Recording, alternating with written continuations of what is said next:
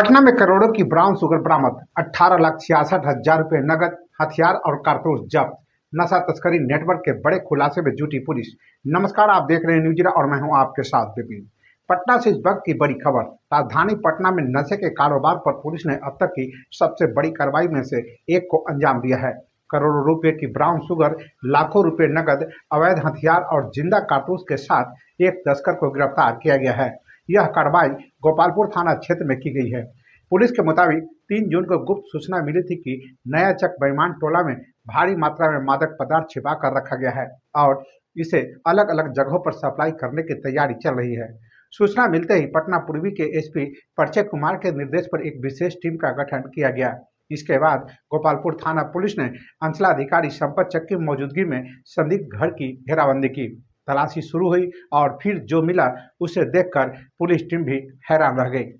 घर के अंदर लकड़ी के अलमारी के नीचे छिपा कर रखे गए 2 बड़े पैकेट बरामद किए गए। जांच में इन पैकेटों से ब्राउन शुगर मिली। जब इलेक्ट्रिक तराजू से वजन किया गया तो कुल वजन 6 किलो 630 ग्राम निकला। जी हां, 6 किलो 630 ग्राम ब्राउन शुगर।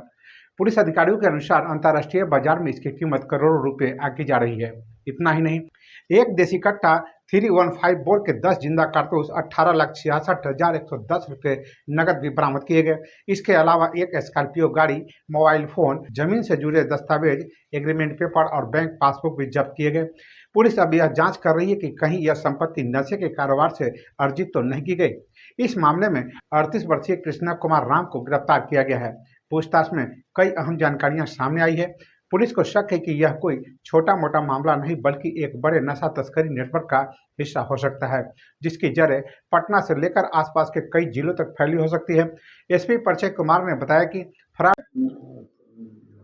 जी, आपको पता होगा कि एनडीपीएस सामग्री जो होती है, जो नशे के लिए इस्तेमाल होता है, उसके खिलाफ पटना पुलिस लगातार कार्रवाई कर रही है। इसी क्रम पे डीआईयू के सूचना के आधार पे गोपालपुर थाना की टीम और डीआईयू के द्वारा रेड करते हुए एक गिरोह का पर्दाफाश किया गया है और साथ ही भारी मात्रा में हेरोइन एवं ब्राउन शुगर बरामद किया गया है।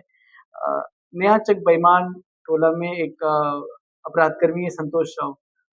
सूचना मिली कि उनके उनके द्वारा अवैध रूप से एनडीपीएस का काम किया जा रहा है, एनडीपीएस ड्रग्स जो होते हैं, और उनके यहाँ भारी मात्रा में हेरोइन और अपराध से अर्जित किए हुए पैसे बरामद हो सकते हैं। सूचना का सत्यापन के उपरांत मजिस्ट्रेट के साथ जब वहाँ रेड किया गया तो उस मकान से कुल 2 अलग-अलग पैकेट में ब्राउन शुगर और हेरोइन जैसा दिखने वाला पदार्थ प्राप्त हुआ, जो एक सफ़ेद रंग का है, वो 5 किलो 815 ग्राम है।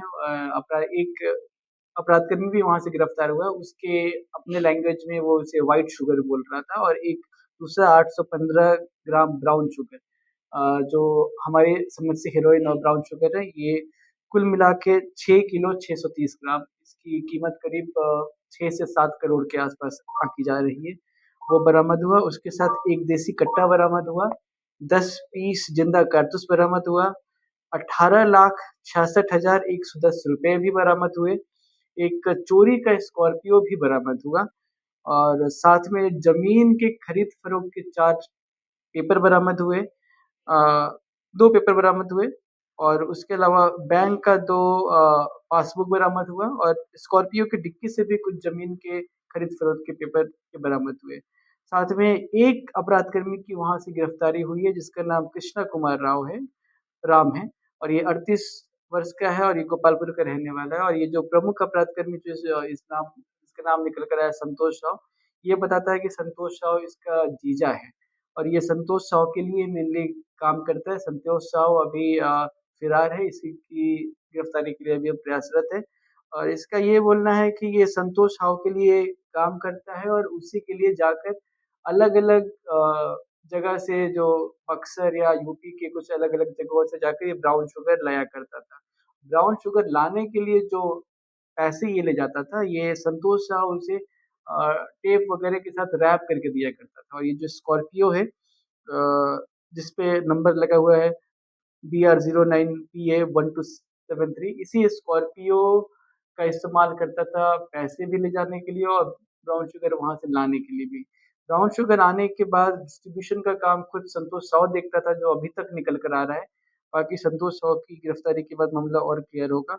तो इस मामले में बड़ी रिकवरी हुई है, भारी मात्रा में पैसा भी बरामद हुआ है, हथियार भी बरामद हुआ है और काफ़ी बड़ी खेप ब्राउन शुगर या हेरोइन जो बोल लीजिए उसका बरामद। कितने दिनों से ये चला रहे थे? कितने दिनों से ये हाँ, धंधा चला रहे थे?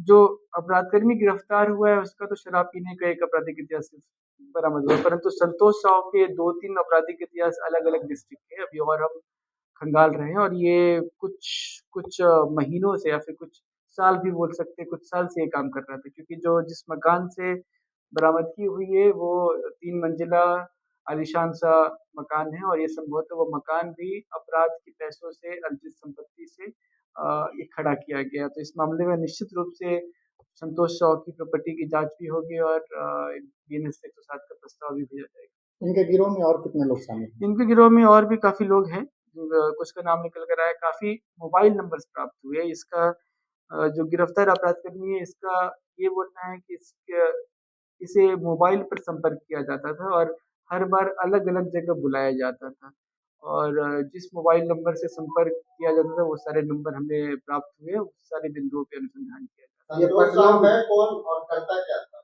जी, संतोष साव मुख्य अपराधकर्मी है इस गिरोह का और जिस मकान से रिकवरी हुई है ये उसी का मकान है। जो स्कॉर्पियो बरामद हुई है जिसका इस्तेमाल ब्राउन शुगर और हेरोइन लाने ले जाने के लिए किया जाता है, ये स्कॉर्पियो भी है तो मूलतः चोरी का परंतु ये संतोष साव के द्वारा ही कृष्णा कुमार राम को दिया गया। तो ये इसका मुख्य काम ही अपराध का प्रतीत होता है। ये अपराध ही किया करता था, ये एनडीपीएस में ही डील किया करता है। ये पटना में ही सप्लाई करता था या पटना के बाहर सप्लाई? अभी इस बिंदु पे अनुसंधान चल रहा है। जैसे आप देख सकते हैं कि 6 किलो 630 ग्राम है, तो संभव है कि पटना के बाहर तस्करों की तलाश जारी है और पूरे नेटवर्क का पर्दाफाश करने के लिए लगातार छापेमारी की जा रही है। फिलहाल पटना पुलिस की इस कार्रवाई को नशा तस्करों के खिलाफ एक बड़ी सफलता माना जा रहा है। फिलहाल इस बड़ी खबर पर इतना ही। वीडियो को लाइक और शेयर करें, चैनल को सब्सक्राइब और फॉलो करें, साथ ही अपनी प्रतिक्रिया कमेंट बॉक्स में देना न भूलें। नमस्कार, आप देख रहे थे न्यूज़ ज़ीरा।